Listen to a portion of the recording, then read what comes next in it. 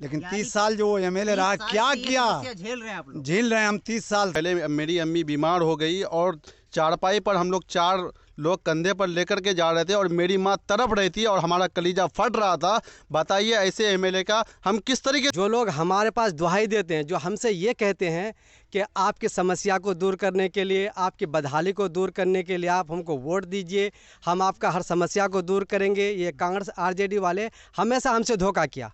और धोखा का वो हमसे ऐसा किया कि आप देख रहे हैं कि आप अभी चल कर के आए, एक आप हरिया टोला गए, आपने रास्ता को देखा, लेकिन आज तक ये 5 साल हो गए एमएलए साहब को फुर्सत नहीं मिली जो हमारी बदहाली को आकर के हमसे पूछ सके। 22 प्रखंड में स्थित हूँ और 22 प्रखंड का ये गांव और पंचायत खपरा है। आप कैमरे के स्क्रीन में देख रहे होंगे कि ये चचरी पुल और यही यहाँ के 6 गांव का मुख्य मार्ग है। सवाल ये है कि आखिर विकास क्यों नहीं हुआ, विकास कहाँ डूबी हुई है और यहाँ के लोगों को इस समस्या से जूझने के लिए क्यों छोड़ दिया गया है। यहाँ के एमएलए एमपी है या नहीं, या मर गए हैं, इन बातों पे लगातार जनता सवाल कर रही है और पूछ रही है कि आखिर विधायक साहब यहाँ आकर के हमारी समस्या को दूर क्यों नहीं करते।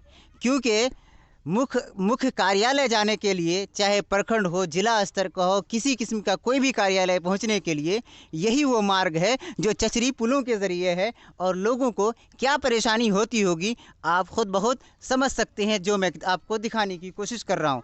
आखिर ऐसी स्थिति है क्यों, हम यहाँ के कुछ मकामी लोगों से जानने की कोशिश करते हैं।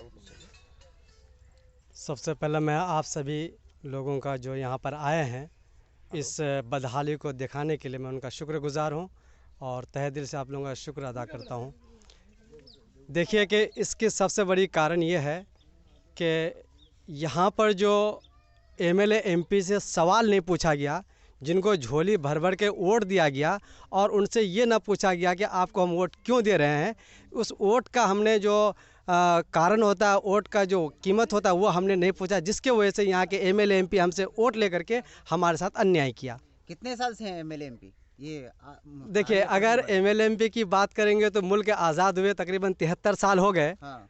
इस बीच में डेमोक्रेटिक जो मुल्क है इसके हिसाब से यहाँ पे वोटिंग होता है और हर बार 5 साल के बाद चुनाव होता है और चुनाव होने के बाद एमएलए एमपी बनता है।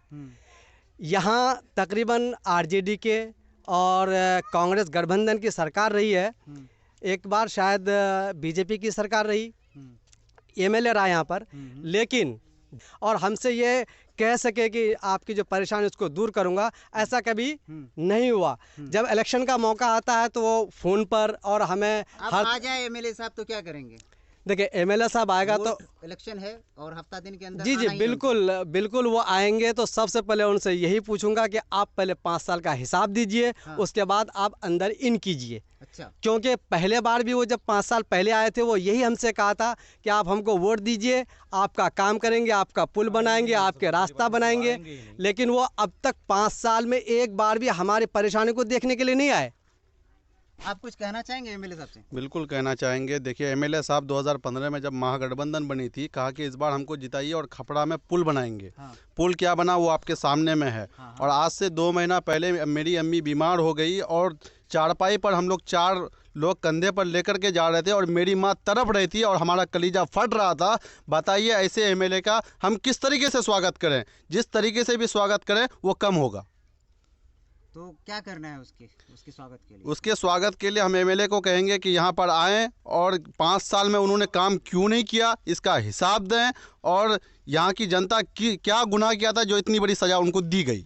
साल भर में यहाँ किसी किस्म की गाड़ी इस पार से उस पार हो पाती है कि साल भर क्या? साल भर नहीं गाड़ी नहीं आती जाती है। नहीं, 30 साल एमएलए रहा हूँ। सूखता भी है कि ये पानी रहता है, पानी रहता है, हल्का पानी रहता है, इसमें नदी में पानी रहता है। अच्छा। हाँ, यहाँ आने जाने में बहुत तकलीफ है लोगों को से।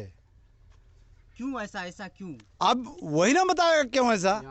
वो सिर्फ वोट लेने के लिए आता है, वोट ले लेता है, भागता है वो। अब आएगा फिर ना पता लगेगा उसको क्या है नहीं है, वो आएगा तब पता लगेगा। इससे पता लगता है वो आएगा ही नहीं। और कोई बोलना चाहते हैं?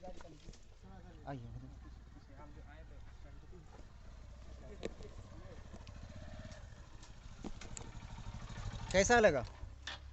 ये गांव की स्थिति को देख के ऐसा लग रहा है कि यहाँ के लिए कोई भी जागरूक नहीं है। जिस जागरूक नहीं होने के कारण यहाँ पुल नहीं है, गांव वाले को इतना तकलीफ हो रहा है। और हम लोग भी काम करने यहाँ आते हैं, हम लोग को भी बहुत रहा था जो पार कर रहे थे। अपने जीवन को दांव पे लेकर करता है। डर की क्या बात है। हम भारत फाइनेंस में संगम मैनेजर के पद। जो लोग हमारे पास दुहाई देते हैं, जो हमसे ये कहते हैं कि आपकी समस्या को दूर करने के लिए, आपकी बदहाली को दूर करने के लिए आप हमको वोट दीजिए, हम आपका हर समस्या को दूर करेंगे, ये कांग्रेस आरजेडी वाले हमेशा हमसे धोखा किया।